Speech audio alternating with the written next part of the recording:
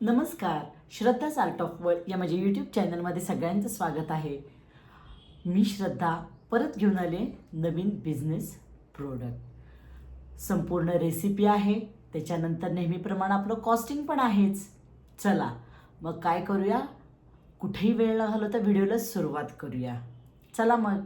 किती सुंदर दिसत आहेत नाही सालपापड्या, बघता क्षणी मस्त तळून खाव्यात इतक्या देखण्या अशा सालपापड्या झालेल्या आहेत. साईजसुद्धा ना तेलात घातल्यानंतर बरोबर दुप्पट होणारा साईज आहे. आहा हा हा. आणि मी दाखवत्या त्याप्रमाणे जर केल्यात तर होणारसुद्धा फास्ट आहेत. एवढ्यात हे बघा बरोबर दुप्पट झालेल्या सालपापड्या आहेत आणि तेवढ्याच कुरकुरीत.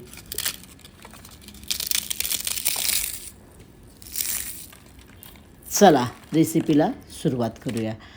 1 किलो आपण रेशनचा तांदूळ घ्यायचा आहे. रेशनचा तांदूळ घेतला तर चांगला 3दा ते 4दा धुवायचा आहे. बिझनेस करणार असाल तर तुम्ही रेशनचाच तांदूळ वापरा किंवा स्वस्त जो असेल तो तांदूळ वापरायचा आहे. 2-3दा धुवून भरपूर पाणी घालायचं आहे आणि 3 दिवस आपल्याला झाकून ठेवायचा आहे, भिजत ठेवायचं आहे तांदूळ.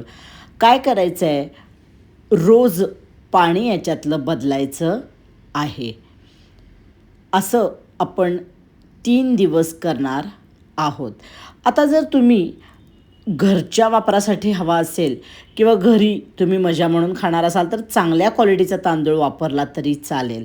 पण जर बिझनेस असेल तर आपल्याला कमी किमतीचा, कारण आपल्याला कॉस्टिंगमध्ये परवडायला पाहिजे, कारण आपले जे कष्ट असतात ते बाहेर पडले पाहिजेत. म्हणून मी सांगते. नाही तर तुम्ही मला नेहमी म्हणतात की घरचं असेल तर तुम्ही चांगलं वापरा असं सांगता, बाहेर असं नसतं. तर काय असतं की त्या गोष्टी कॉस्टिंगमध्ये बसायला पाहिजे असतात, म्हणून मी सांगते. आता मी हे दाखवते की दुसरे दिवशी तांदूळ धुतला, तिसरे दिवशी तांदूळ धुतला. रोज आपण काय करायचं आहे, तांदूळ धुवायचा आहे आणि चौथे दिवशी आपण तांदूळ काय करायचा आहे, धुवायचा आहे आणि निथळत ठेवायचा आहे एका रोळीमध्ये. आता रोळीत एक 15-20 मिनटं तांदूळ निथळला की आपण एका कॉटनच्या कपड्यावर वाळत घालायचा आहे. कॉटनच्या कपड्यावर फॅन खाली वाळवायचा आहे, उन्हात अजिबात वाळवायचा नाही, महत्त्वाची गोष्ट आहे. रेशनचा तांदूळ असेल तर नक्की स्वच्छ करून घ्या, निवडून चाळून पाखडून घ्या. आता तांदूळ आपला बऱ्यापैकी वाळलेला आहे. पूर्ण खडखडीत कोरडा करायचा नाही, ही महत्त्वाची टीप आहे. आता काय करायचं आहे तर थोडा तांदूळ मिक्सरमध्ये घालायचा आहे आणि बारीक करून घ्यायचा आहे. खूप भरून असा तांदूळ कधीच मिक्सरमध्ये घालायचा नाही. अर्धं भांडं होईल असं तांदूळ साधारण घाला. मिक्सरवरनं बारीक करा.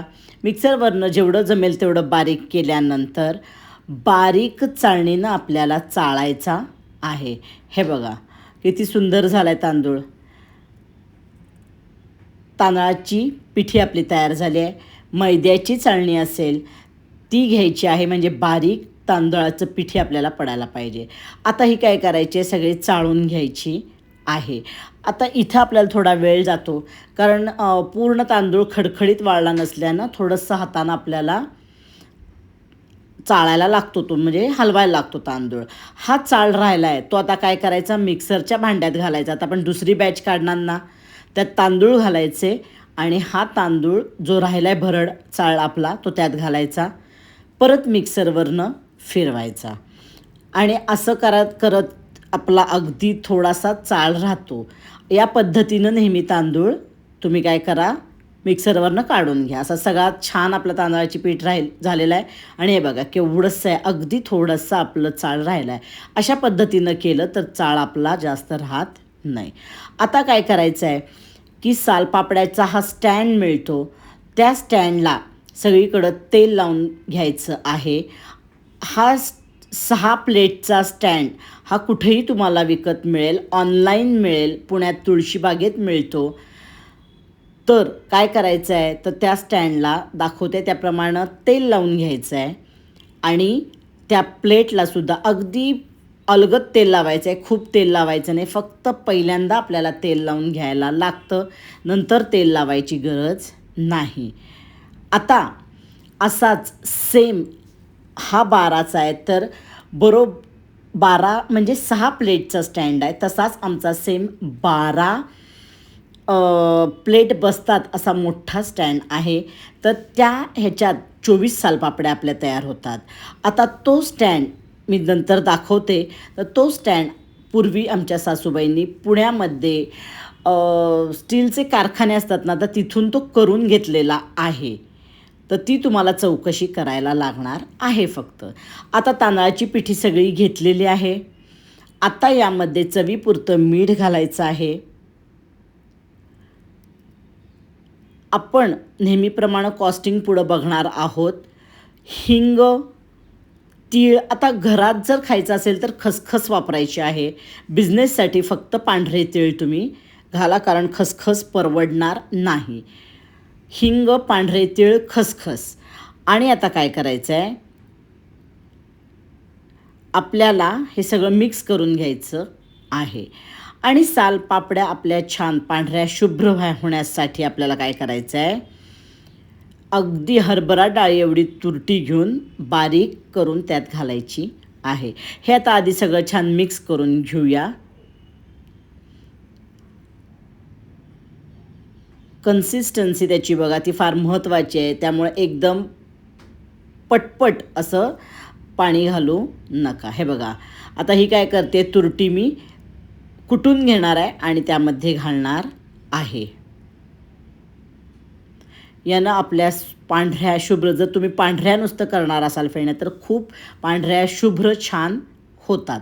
ही महत्त्वाची टीप लक्षात ठेवा.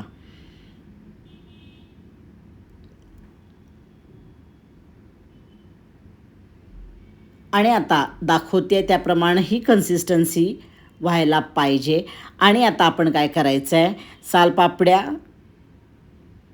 प्लेटमध्ये घालायला, आपल्या याच्यात घालायच्या आधी आता आपल्याला रंगीत करायच्या असतील तर आपलं पीठ काय करूया, 4-5 ठिकाणी आपण करून घेऊया. 4 प्रकारे किंवा 4 रंगाच्या इथं आपण सालपापड्या आज करणार आहोत. जे रंग फूड कलर तुम्हाला म्हणजे रंग आवडतील ते फूड कलर तुम्ही घ्या. आता इथं आपण एक 4-5 रंग घेतलेत आणि त्याचं आपण पीठ तयार करतोय.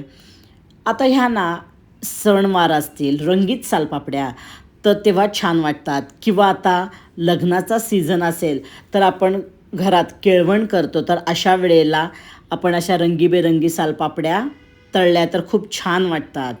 त्यामुळं सणवार, कार्यक्रम ह्या सगळ्या गोष्टीसाठी अशा या सुंदर सालपापड्या तुम्ही करून विकू शकता.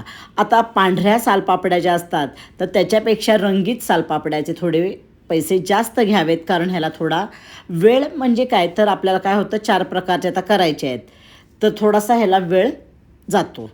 आता काय करायचं आहे, आधीच आम्ही एका कुकरच्या भांड्यात पाणी उकळत ठेवले. खालच्या प्लेटला ना थोडंसं पीठ घालायचं आणि तसंच ठेवायचं आहे, कारण वरचं कधी कधी पाणी त्याच्यावर पडतं, त्यामुळे ती प्लेट तशीच राहते नेहमी. आणि आता दाखवतो त्याप्रमाणे सालपापड्या आपण घालून घेणार आहोत. सुरुवातीला तुम्ही फक्त वरच्या साईडला घाला आणि जसं प्रॅक्टिस होईल तसं तुम्ही दोन्ही साईडला सालपापड्या घालायला, म्हणजे बिझनेस करणार असाल तर नक्की तुम्हाला घालायला लागतात. आता अशा प्रकारे आपण काय करूया, सगळ्या प्लेट भरून स्टँडमध्ये ठेवायचं आहे. तोपर्यंत आपलं कुकरमधलं पाणी उकळणार आहे. हे बघा,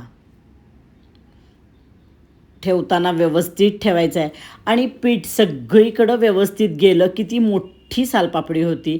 जर संपूर्ण शेवटपर्यंत आपलं पीठ नाही गेलं तर सालपापडीचा आकार छोटा होतो, मग आपल्या वजनात कमी बसते. त्यामुळे शेवट हे प्रॅक्टिसने येणाऱ्या गोष्टी आहेत. शेवटपर्यंत तुम्हाला असं ती पापडी किंवा पीठ आहे ते शेवटपर्यंत जायला पाहिजे. हे फिरवून घेता आलं पाहिजे. ही प्रॅक्टिसनं येतं. तुम्हाला अगदी 1-2-3 घाणे घातले की त्याच्यानंतर तुम्हाला छान व्यवस्थित येतं. आता तुम्हाला सालपापड्या जाड आणि पातळ कशा करायच्या आहेत त्यानुसार तुम्ही थोडं पीठ ॲडजस्ट करा. जाड हव्या असतील तर थोडं घट्ट पीठ ठेवा. अगदी पातळ हवं असेल तर सैलसर पीठ ठेवायचं. पण सैलसर जास्त ठेवलं ना तर अगदी पातळ झाल्या तर त्या मोडतात सालपापड्या. म्हणून जरा बिझनेससाठी तर नेहमी जाड ठेवा. खालचं घातलं आहे, वर आपण प्लेट नंतर ठेवतो आहे आणि आता एक 4-5 मिनटं आपण पापड्या शिजवून घेणार आहे. एक 5 मिनटानंतर आपण कुकरचं झाकण काढणार आहोत. जराशी वाफ गेली की पापड्या आपण सगळ्या स्टँड बाहेर काढणार आहे. आधी वरची प्लेट घेऊ आणि मग खालचे स्टँड बाहेर काढू.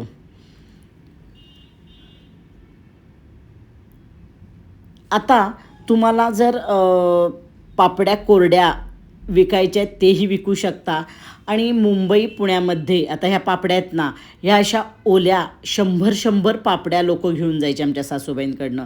तर हा पण तुम्हाला एक बिझनेस करता येईल. तुम्ही पापड्या करताय तर ओल्या पापड्या मिळतील. एक अशा करून 50, 100, 25ची पाकिटं करून तुम्ही विकू शकता.